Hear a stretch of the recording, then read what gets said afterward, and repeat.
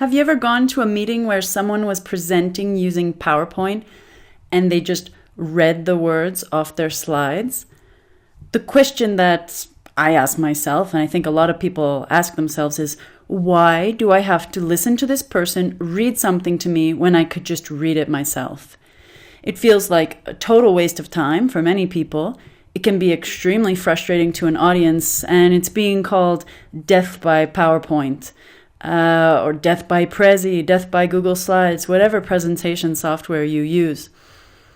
In this lecture, I'm going to go over tips to make PowerPoint presentations that strengthen your message, help people understand you, and enjoy the time they spend listening to you.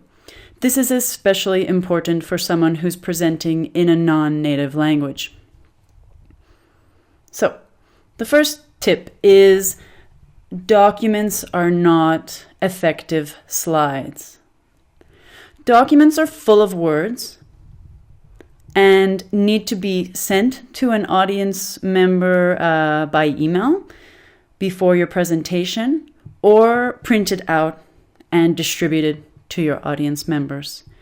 Don't copy and paste your documents into PowerPoint. That's the first tip. The second tip is to choose your images very carefully.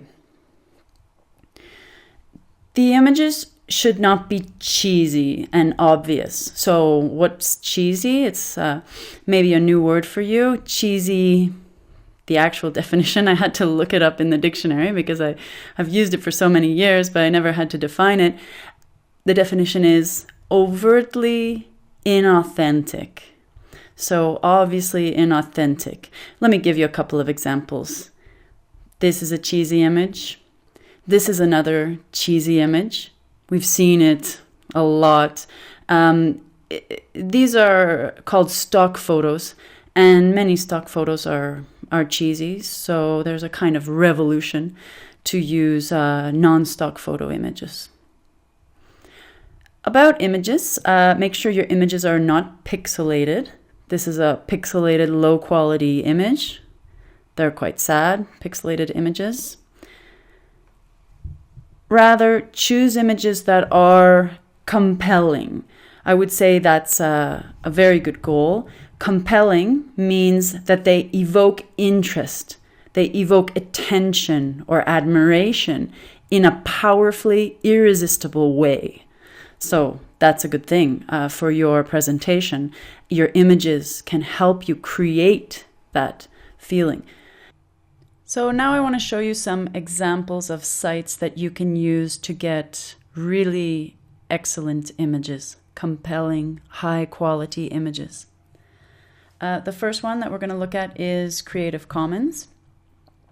So this is a great site for more than just images. You can get Creative Commons music here as well. Let's go to the Flickr site. That's the one that we're going to use from this selection of different sites. And in fact, in the future, you could go directly to Flickr. I'm going to search something that a lot of people are interested in, something quite common, and see what kind of images come up. All right. So, as I said, you got to use your judgment a little bit about which images are going to support your message the best.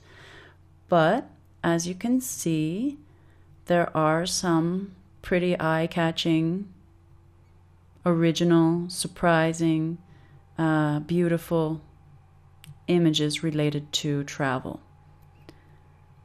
So all you would do is choose one. Let's say this one.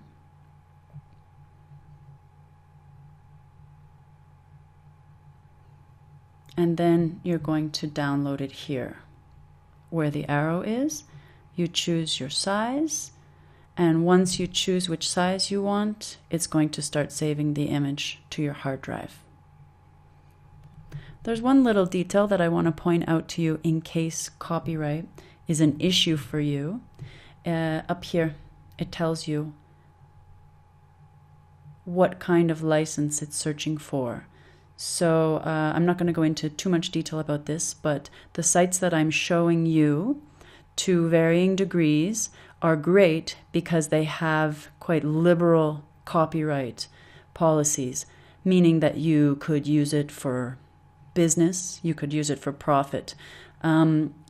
If this is a concern to you, if copyright is something that you need to be careful about, then I'm going to leave you to check out the fine print on each of the separate sites. But if you want Creative Commons images, you just need to make sure that this is checked. All right, so that's the Creative Commons Flickr site. Next, I want to show you Pixabay, pixabay.com. I'll put the website addresses of all these sites in the additional resources section of the course. So, pixabay.com, I'm going to search for chocolate, something else that a lot of people like. Here, there's two different categories of images. Be careful. This top row, which is sort of with a blue background, they're from Shutterstock. They're not free. So I don't use those. I use the free images. In fact, I used this one in the Daft Punk course that I did. If you took that course, it's going to look familiar. And again, you just click on it. This one you can actually right click and save the image. That's what I usually do. Otherwise, you're going to download here. But yeah, save image as, and it's just going to ask for a file name, and then it'll save it to your hard drive. So there's some pretty beautiful pictures on Pixabay. These are free. They're mostly high quality, so you can check that out. And then the last one, which is really, really an interesting concept, unsplash.com. Here you have free, do whatever you want, high resolution photos. You can subscribe and they'll give you 10 new photos every day. Or you don't have to subscribe. You can just come to the site when you need images and you'll have to sort through them. So let's take a look at some of the photos. Very artistic. So that, if you want to show a picture of a bridge rather than a pixelated picture of a bridge that they've seen, 100 times, this could be attention grabbing. All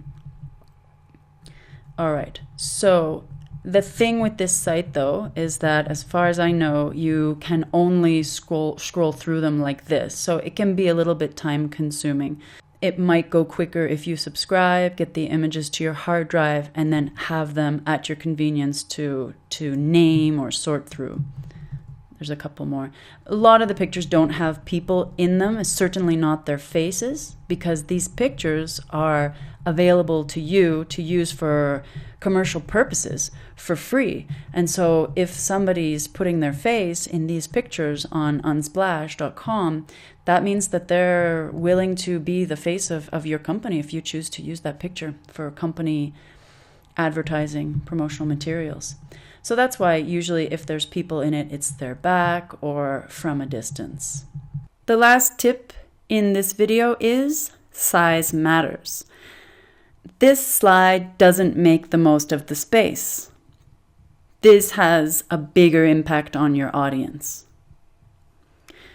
And if you're going to use text, and it's not necessary to use text in your presentation, in your slides. Some of my best presentations have been image-only presentations.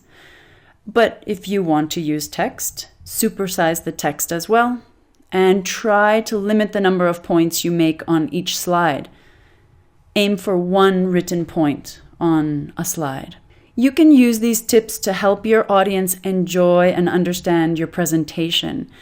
Please experiment with these tips and let me know your results in the discussion section of the course. Enjoy!